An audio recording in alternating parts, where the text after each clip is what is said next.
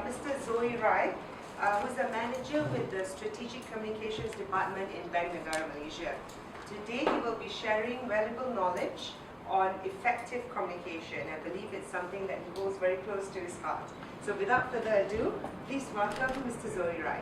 I think, firstly, I'd like to thank KPK for giving me the honor and privilege to come here and share some experience that I have got over the years in dealing with the public, stakeholders, and the media, as well as to share with you what are the experiences that we have also experienced at Bank Negara, and I think it's quite pertinent for the people at AKPK. I wasn't really given much information about the presentation, except they wanted a presentation communication. So what I've actually structured is a kind of like a mix and match of effective communication techniques, dealing with the media, for those who will be dealing with the media, because I assume some of you all will have the opportunity to be interviewed, or might go on camera, on radio. You may be, in a position where you'll be representing AKPK at a level where you will either be on TV or even greeting the public. There are things that how you present yourself and the kind of body language, etc., those things will also be covered in my presentation. It's going to be very kind of like easygoing. So if at any point you feel that you would like some clarification, or you want me to stop and say you don't understand, explain further, please do.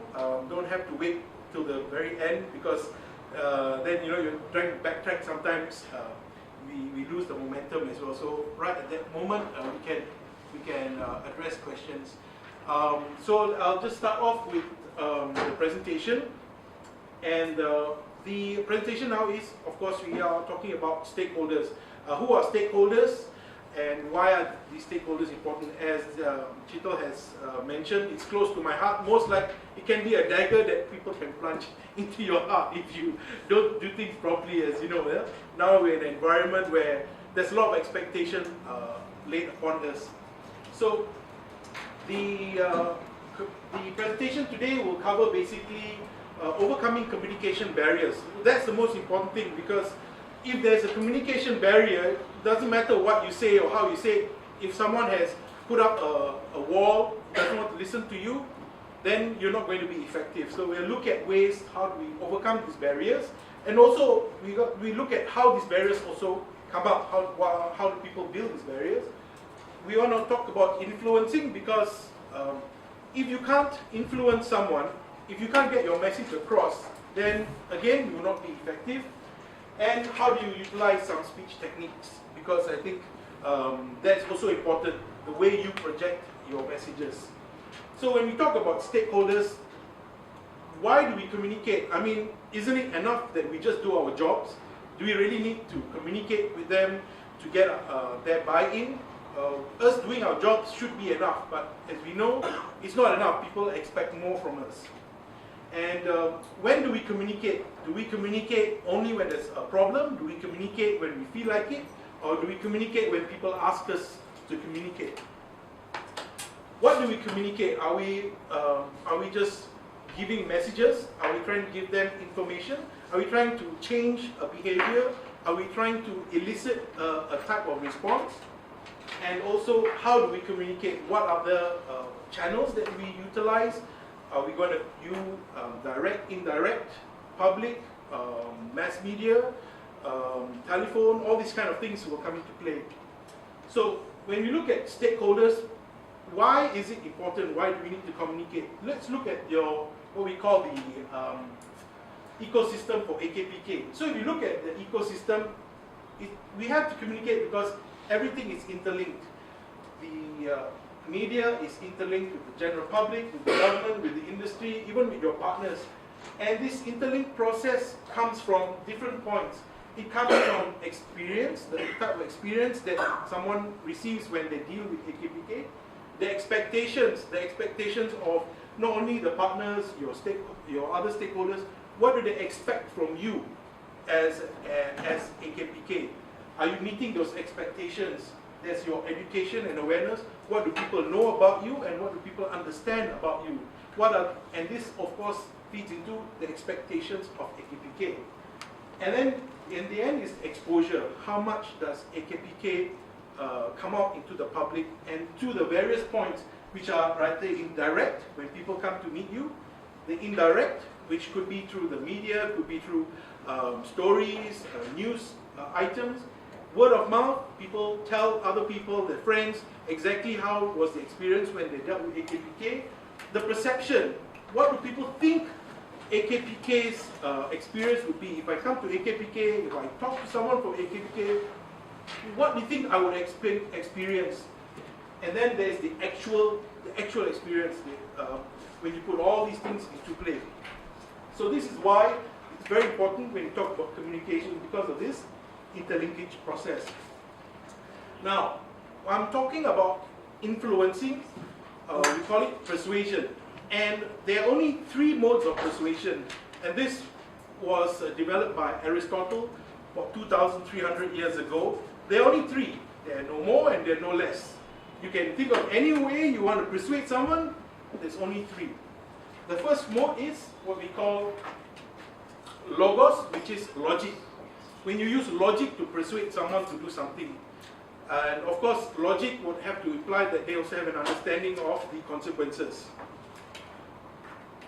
Then you have ethos. Ethos is your credibility. So for example, my ethos, if I'm a policeman, my ethos would be my badge, my uniform, the gun. So if you take away the badge and the uniform, what is my ethos? If I come up to you and say, I want to see your IC, if I don't have a uniform, there is no ethos. So that's why it's very important. So when people come to AKPK, your ethos is the organization. You wear the AKPK uniform, your AKPK logo, immediately they trust you. Okay, you can provide me advice on my financial matter. But I have no ethos as a doctor. So if I say I'm sick, you say take 2 Panadols, hey, are you a doctor? No, right? No ethos at all. So that's why it's important that we develop our ethos. And that also comes from your position and your experience. The other one is pathos. Pathos is emotions. What kind of emotions that you use? You can use fear, sadness, apathy. You can use some form of persuading somebody through emotions. So if you look at it, these are the only 3. Can you think of anything else? Anyone have any ideas of another mode of persuading someone? Context, promise. Context. Context. Context is your ethos. You see? Because you know somebody. That you say that, oh, I know this person, they can help you. What is it? It's the position. The position is ethos. Anyone else? Body language. Body language. What does that kind of body language give you? It gives you a emotion. You see, if I stand like this, I mean, the kind of emotion. What do you feel when you see me standing like this? Do you feel comfortable? If you don't feel comfortable, then I'm eliciting an emotion from you. That maybe it could be fear. So if you see like your parents, they come and they look at you like that, and you've done something bad. Of course, there's ethos. Your parent, you immediately there's ethos. But beyond the next part of the ethos is the fear that they might punish you. So it's also a combination. You can use all 3. But as you see, you can twist it, you can turn it any other way. There are only 3. All right. Any more questions on this? No. Okay. So it's important to know what type of mode of persuasion to use, because, for example, if we're in a heated argument, people are arguing, shouting at each other, what do you think? It's all, is it ethos, logos, or pathos? It's pathos, emotion. So what happens, if you put more emotion, it just gets even worse. It's like fire, you put more oil, it just... So what you need to do is, you need to bring in, either to balance it, you need to bring in either some point of ethos or some logos. So when you deal with the client and they're already crying, and then you don't use fear on them. They're already there, they can't meet their payments, they're in a bad situation. So you don't like scare the living daylights out of them. So you bring some balance, you bring ethos. So either you talk to them about logically, what can you do?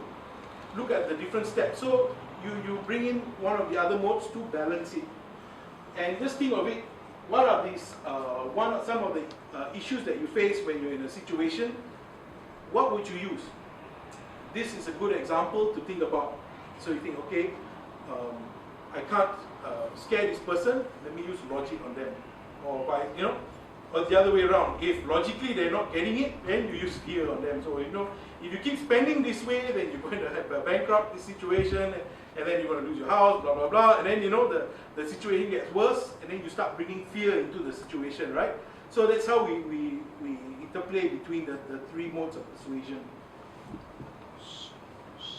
Any questions? Okay. So let's look at an example. The car salesman. So now if I come to a lot, I've given you 50,000 ringgit. You need to buy a car, and there are several cars in this lot. And let's say they're all 3 cars, 50,000 ringgit each. Firstly, when you're approached by these 2 gentlemen, which, let's say here is A, and this is B, who would you want to buy the car from? Whose ethos, where has the ethos gone to now? It's gone to A, it's gone to him. So you can see how, with just a bit of information, you can change the situation, and then you can change the outcome. So, and if you were to put this guy aside, so let's say you only had one person, so if I say that I have a car, 50,000 ringgit, logically you should buy the car that he shows you is 50,000 ringgit. But you might not. For some reason, 1 and 1 does not equal 2 here. Why? Because maybe you don't like the color, you don't like the brand. But logically, if you've got 50,000 ringgit, the car is 50,000 ringgit, you should buy it. Why do you need to think beyond that? So there are a lot of other issues that we have to think about when people make decisions and when you want to influence someone. Then you look at the brand, and then the ethos of the brand between a locally assembled car compared to a Japanese car, compared to a German car. They all have different ethos. So see, that's very important. But you can throw a spanner in. The guy can say, look, if you don't buy the car from me today, I'm going to lose my job. I haven't sold a car in the whole month, and I've got a sick child, and I can't afford to keep my child in hospital. If I don't sell this car today, I'm going to be out of a job, and my child is going to become sick. Please help me. What happens? He's using ethos. Right? So he's now trying to elicit emotion from you. So that's how people influence. So you got all the 3, you got logic, pathos, and ethos. So you can see how, simple explanation, you can have all 3. The other thing is messaging. When we want to talk to people, how do we talk to them? This one is both, whether it's in writing, whether you talk to someone in presentation. There are 4 steps. You call it tell what? Tell why, listen, tell, and tell what told. Grammatically, it doesn't look good because we just make it easier for you to remember. Basically, it's tell what you want to tell. So, like, I'm here today to blah blah blah. Tell why you should listen. That's what's in it for the audience. Why should I listen to you? And then tell them what you're trying to tell them. And then you must always summarize and tell them again. So if we go through it, for example, topic that you're going to cover, how long is it going to take? You need to prepare yourself for something as a listener. For example, you need to please come with an open mind. The discussion today is going to involve something that you may not be familiar with. So before someone even pulls up, like say I want to talk about religion, so imagine everyone, like, picture the wall comes up already. Something that's personal, very emotive.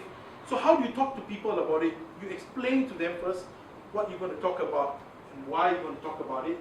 Give them a specific direction. So immediately you set the tone and the emotion. Then why listen? This one, we call it the wisdom. What's in it for me? I'm sure you've heard of that before. Right? Why should I listen to you? What is the benefit that I will get by listening to you? So if I can build that early in the presentation, then my life will be so much easier when I'm trying to communicate something to you, because you're already in an environment where you are willing to listen to me, you're willing to accept at least to some point what I'm trying to say, as opposed to immediately have a wall. And then the next part is you tell them, give the whole story, and this can take some time. This will be the full length of your presentation or the full length of your discussion. And then after that, you go back again and you go over what you've just covered. So for example, like I said to you, today I'm going to talk about the pen. Now, this is the single most important device that you need to master, because this device alone has brought the change in humanity, has brought change in the world. We now can follow, we can have knowledge, we have religion, everything came from the pen, because people were able to record and transfer knowledge. So for you to be successful in this life and to go further, you need to master the pen. So you see, I've just done all the steps. I'm going to talk about the pen, why you should listen to me, and then I talk about the pen, and then again we summarize it. So that's a very simple explanation. The other thing is, when you want to make your presentation more interesting, we have the four other points, which are examples. We give numerical data. Always use examples like 1, 2, 3, so that your listener can follow you. This is especially important when you are talking to somebody, and it's not because when you have something written down, it's very easy for me to go back. But when you're talking to someone, they need to follow you. Use numbers. And then experience. What are the kind of experiences that you have, or other people like that? Bring that in. Emotions. What are the types of emotions that you think you can bring out by sharing these things? And then editorial, which is news, commentary, and opinion. So if you have anything that's supporting information that came out in the papers, was a report, you bring it in. So if you look at it, this also follows your ethos, pathos logo. So editorial, that will help you with your ethos. Emotions, that is your pathos. So you can see how it's connected. It's not something that's new. You've all been doing it. It's just now we're just trying to structure it to say this is exactly what is it that you've been doing all this time. I mean, the day you were born, you've been doing all three. You cry as a baby, you want something, you know, it's pathos, you know, in emotion. When you, as a child, you ask for something. Children are very good, especially at pathos, you know, they use emotions and things. And then later they use logic, and then once they're much older, then only they have ethos. You know, like, I'm your son, you have to give me something, you know, like, you don't love me, you see. So they use this kind of reasoning. So it's all there when it comes to influencing. So if you understand where they're coming from, then you can counter it if you need to. And then this we are called methods of reasoning. It's called, there are two. I'm not sure if you heard it, but some of you have, like, you've got inductive and deductive. Inductive is when you give the details, but the points come later. For example, you tell the reasons, like, you know, due to adverse weather conditions, there have been more frequent storms, and flooding has been widespread in this region, and due to that, crops have actually been affected, and because of these crop damages, commodities have taken a beating, and the price of commodities now have skyrocketed because supply is now getting less, and because of our economy is based a lot on commodities, and a lot of the food products are based on these commodities, prices have come up. So because the prices have come up, now we have to increase interest rates. So you see, the point was, I'm increasing interest rates, but I give one whole long-winded reason why we have to get interest rate, right? So the opposite is straight to the point. So we have to increase interest rates because then the other way around, blah, blah, blah, blah, blah. So what's the point to know this? One is, it also depends on your listener. Just for your tip, when you deal with the media, and they want the point first, they're more deductive. Just give me the bad news. But people, when they say bad news, they tend to make it inductive. They kind of hide a bit, then they tell you the bad news. But it's good news straight away, very deductive, we're paying bonus. As opposed to no bonus this year, right? They'll have to give you a long story. Right? They'll tell you, no bonus this year. No, right? They'll okay, this, that. Yeah? So you see where it's coming from now, right? And this is not just about reasoning, this is also listening. So you, as a person, you have a default. Some people are deductive listeners, some people are inductive listeners, or thinkers, inductive thinkers and deductive thinkers. For example, if you're inductive, they need to tell the whole story before getting to the point. That some people like that, they say, yesterday my mother-in-law came to the house and then she was saying that, I put on some weight, and she was complaining about, how I look, and then she was saying that, I've got children now, so I have to look after my health, I can't drop dead tomorrow, who's going to look after the kids, blah, blah, blah, blah. So she told me to start exercising, so yesterday I went and bought a pair of jogging shoes. That's the point, I had to buy a pair of jogging shoes yesterday because my mother-in-law came and complained that I was fat. As opposed to the other way, deductive, I bought a pair of jogging shoes yesterday. You just tell your friends, There's some people that just like that. They will tell you a whole story first before they get to the point. It also affects the way you think. If I'm an inductive thinker, I need to hold the story first. The tip is, they always ask why. Why do you want this? Why do you need this? As opposed to some people, they say, what do you want? So that should tell you what kind of thinker they are. Because if the people that can straight away, like, what do you want? And you give them a long story, they'll get frustrated, they'll get angry. They'll be like, just get to the point, what is it that you want? And then you are the total opposite. You are trying to give them the long story while you're trying to get something. So what happens is, when you do this, there's a mismatch, there'll be a breakdown in communication. Immediately, before you can even start something, you're already on the wrong footing. The guy that you're trying to talk to doesn't like to listen to you because he thinks you're long-winded, and you can't talk to them because you feel that this person doesn't listen to you. So you have to understand that people are different, and these are, for people that you don't know, you can't tell. But for those that you know, the people that you meet, over time, your bosses, your colleagues, your friends, you should be able to already tell this person is like this. So don't approach them in the wrong manner. When you know that they are inductive thinkers, do not give them a deductive story. You see what I mean? So you have to match it. If he's a deductive thinker, you give him a deductive answer. You straight up, you tell him what you need, and then you tell him why. Your influence will be much, much better, and the whole event will go better and more smoother. Any questions? If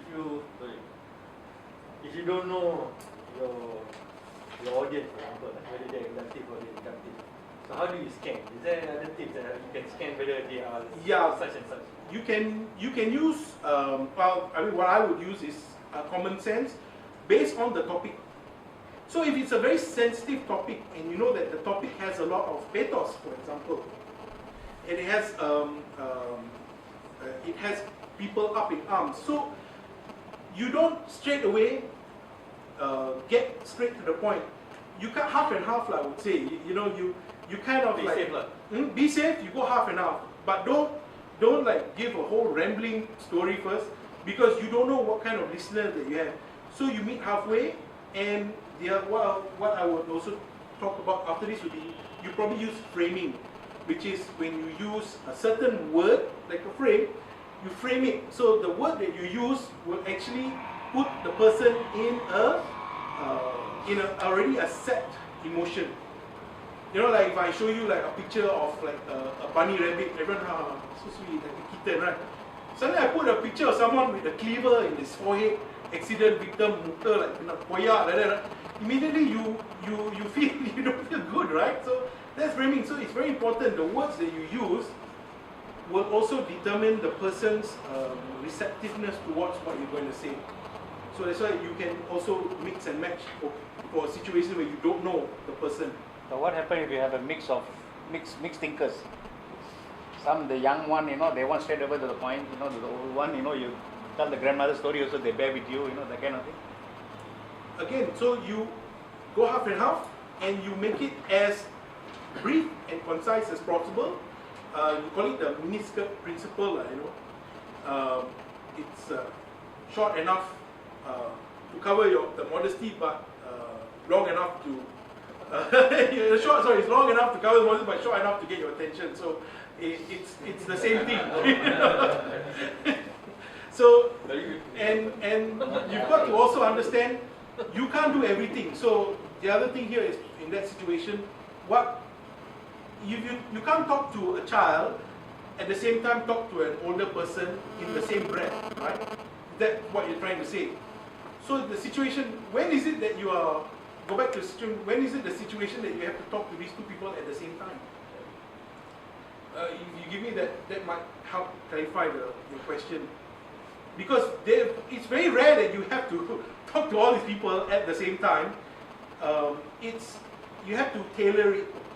Actually, based on our experience, what we do is of course, we can use either of these approaches, yep. Right? But the body language will say something about it. When you say something and then you see there is no positive reaction there, then you change style. Now you're referring to this is a in-person conversation. You're talking about the audience that we. Yeah, so then you can tailor it. That means you should never do a cut and paste. That's the thing. If you do a cut and paste, then you have this problem because you might alienate one group of the audience, or you might aggravate one group of the audience, because trying to attract the attention of one group. So never do a cut and paste. You have to. It just takes a little bit more time. So that's why you go back to the techniques earlier. It's tell what tell. So again, when you talk to your audience, you have to specifically say, I'm going to thank you for coming, blah blah blah. You're here, but we have to address a few issues. First, I would like to address the issues of this group. Second, I'll address the issue of this group. So immediately, they already know that you're going to talk to them, but at a different point. So in that sense, you don't alienate people, and then you set expectations. I hope that helps answer the question. You had a question, sir? Yeah, my question is exactly the same, but I also wanted to share something. This with regards to how we're going to tackle the three. In fact, I feel that there is three scenarios which I learned somewhere, which I wanted to share with the audience. It will be something like this. You don't mind? Sure. We're very flexible. But I can't see. Using maybe you do a black pen. Use the black marker. All red. See, that's the other thing. Colors. Use red color. It's very vibrant. So, while waiting for a second, back to ethos just now. Okay. Yes. Are you suggesting rather than dressing formally in a suit and so on, for example, people like us wearing something like what Desmond or even Severan's wearing, would that be credible? Like I mentioned, you use a different point of persuasion depending on the situation. If the situation allows me to gain gain influence because of the way I dress, then you dress accordingly. So, for example, if I came, because if he says, I just wore pagoda t-shirt, shorts, slipper, and I give presentation, people might not look at me as serious as if I dressed up in a suit. But the thing is, if everyone is in shorts and t-shirt and I overdress, I might make them feel uncomfortable. So maybe what I need to do might be just take off my jacket, or maybe take off my tie, so that I don't alienate myself too far from my audience. Because end of the day, I need to maintain a certain level of ethos so that they will listen to me. Because I'm not trying to be your friend, like, let's have a chat and talk. I'm trying to impart something. So for me to impart something, you need to be in the mode to listen. So that might have to take more of an ethos, rather than pathos, more than emotions. You look at logically, this guy has got experience.